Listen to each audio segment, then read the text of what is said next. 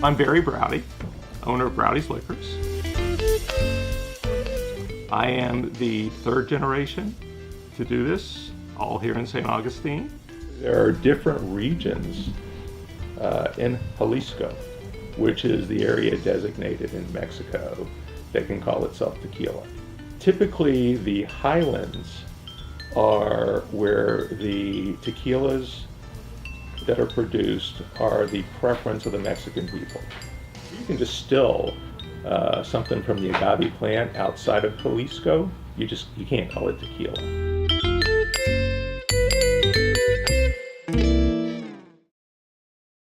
I'd like to introduce you to a really good friend of mine.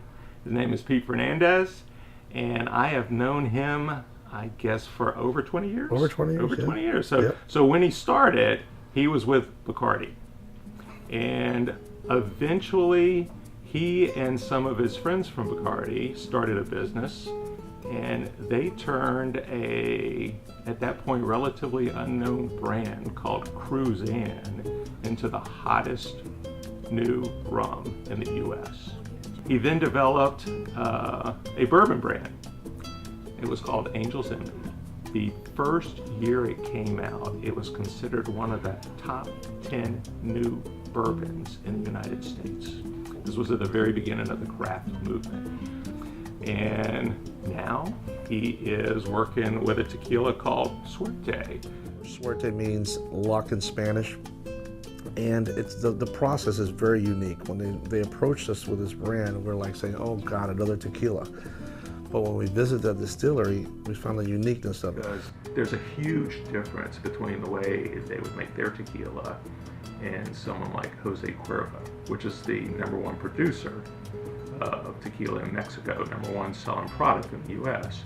See, most tequilas you start off with the agave plant, and you cut it into like a pineapple. They call it piña in Spanish.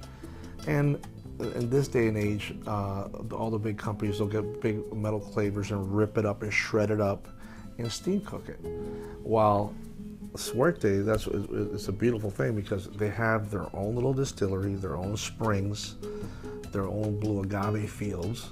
And what they do is they take that piña and they slow roast it for 56 hours in old brick ovens. The mass-produced tequilas cannot afford to take that much time. So it's really unique. And then what they do, they take that out and they put it on this cement area where this 3,000-pound volcanic rock crushes it for 16 hours. Back in the day, that's all tequilas were made that way. They used to do it with burros, little donkeys. So you've got this great story about a craft-produced tequila. We basically have this brand new product recently introduced into the U.S. that is made the same way as the Patron. The story's wonderful, but if you can't back it up, then it really doesn't matter. We've been doing tastings against some of the top leading brands in the country right now and fared very well. They're all three, the Blanco, the Repo, the Añejo, actually the fourth one, the Expert, are all double distilled. Obviously if you chill something, it's always easier to drink, but a good tequila, you should be able to drink at room temperature and actually and that's how you want to taste it. I pick up citrus. I also pick up a little bit of salt, and there's a sweetness that goes along with it. When I go back to that second nose, I also get a little bit of pepper. Now these are all characteristics that you look for in really good tequila.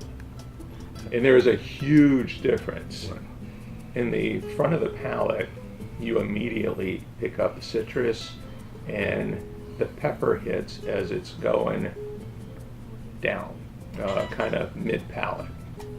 When you swallow, you get a round creaminess to this product.